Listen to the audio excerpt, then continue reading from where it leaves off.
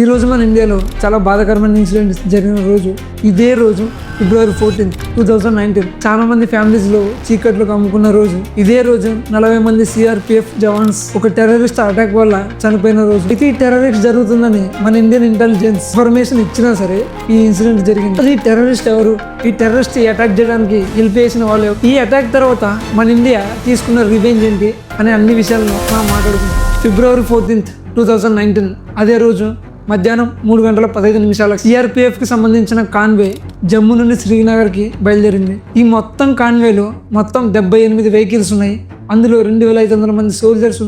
అదే రోజు ఒకేసారి ఇంతమంది వెళ్ళడానికి రీజన్ ఏంటంటే జమ్మూ నుండి శ్రీనగర్కి వెళ్లే రూట్ 2 days నుండి క్లోజ్ అయింది. ఈ 2 days తర్వాత ఈ రూట్ ఓపెన్ అయింది కాబట్టి ఈ CRPF సోల్జర్స్ మొత్తం ఈ శ్రీనగర్కి ఒకేసారి బయలుదేరారు. ఎగ్జాక్ట్ గా మధ్యాహ్నం 3:15 ఒక కార్, అందులో 300 kg ఎక్స్ప్లోజివ్ మెటీరియల్, దాంతోపాటు 80 kg highly explosive RDX material carry చేస్తున్న ఆదిల్ అహ్మద్ దార్ అనే టెర్రరిస్ట్ పుల్వామా అనే ప్లేస్ లో CRPF కాన్వే పై అటాక్ చేశాడు. పుల్వామా అటాక్ లో ఆన్ ది స్పాట్ 40 మంది సోల్జర్స్ చనిపోయారు. చాలా మంది సోల్జర్స్ కి ఇంజురీస్ కూడా అయ్యాయి.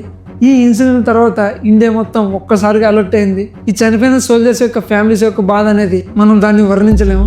అయితే ఇక్కడ అటాక్ చేసిన టెర్రరిస్ట్ ఆదిల్ అహ్మద్ దార్, వీడు అక్కడే పుల్వామాలో లోకల్లో ఉంటాడు. వీడికి పాకిస్తాన్ లో ఉండే టెర్రరిస్ట్ గ్రూప్ ఆర్గనైజేషన్ అయిన జైష్ ఈ మహమ్మద్ అనే టెర్రరిస్ట్ గ్రూప్ కి లింక్ ఉండేది. ఈ టెర్రరిస్ట్ గ్రూప్ ఈ ఆదిల్ గాడికి ఎలా అటాక్ చేయాలి ఏంటి అనేది మొత్తం ట్రైనింగ్ ఇచ్చారు. ఈ అటాక్ జరగక ముందు కూడా వీటిపై మన ఇండియన్ ఇంటెలిజెన్స్ ఎప్పటి నుంచో నిఘా పెట్టి ఉంది. ఇక్కడ ఇంకో హైలైట్ ఏంటంటే ఈ టెర్రరిస్ట్ గ్రూప్ అయినటువంటి జైష్ ఈ మహమ్మద్ ఆఫ్ఘన్ లో కూడా సేమ్ ఇలాగే సూసైడ్ బాంబ్ అటాక్ జరిగింది. ఈ ఆఫ్ఘనిస్తాన్ లో జరిగిన సూసైడ్ బాంబ్ అటాక్ సంబంధించిన వీడియోను పోస్ట్ చేసి సేమ్ ఇలాంటి అటాక్ కూడా ఇండియాలో జమ్మూ కాశ్మీర్ లో చేస్తామని ఈ గ్రూప్ ఇండియాకు వార్నింగ్ ఇచ్చింది. ఈ వార్నింగ్ తో మన ఇండియన్ ఇంటెలిజెన్స్ ఇండియాలో నెక్స్ట్ టెర్రరిస్ట్ అటాక్స్ జరిగే ఛాన్స్ ఉందని ఇండియా మొత్తం అలర్ట్ చేసింది. అయితే ఇక్కడ మన ఇండియన్ ఇంటెలిజెన్స్ ఈ ఆదిల్ అహ్మద్ దార్ని ముందే ఎందుకు పట్టుకోలేకపోయిందంటే అదేదో సామెత ఉంటుందిగా, ఇంత దొంగని ఎవరు పట్టుకోలేరని. స్టిల్ మన ఇండియాలో కొంతమంది అదిలాంటి టెర్రరిస్టులకు వాళ్ళ ఆపరేషన్కి హెల్ప్ చేయడానికి కొంతమంది అయితే మన ఇండియాలోనే ఉంటూ మన ఇండియా అగెనిస్ట్ గా పనిచేసే వాళ్ళు చాలా మంది ఉన్నారు.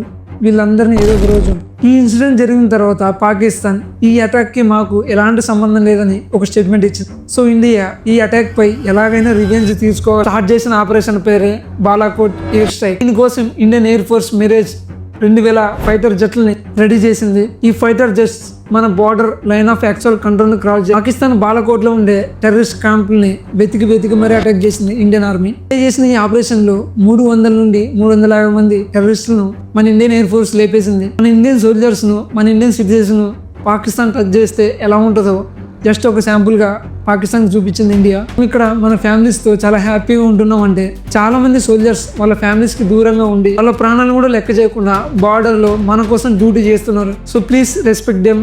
జై జవాన్, జై కిసాన్.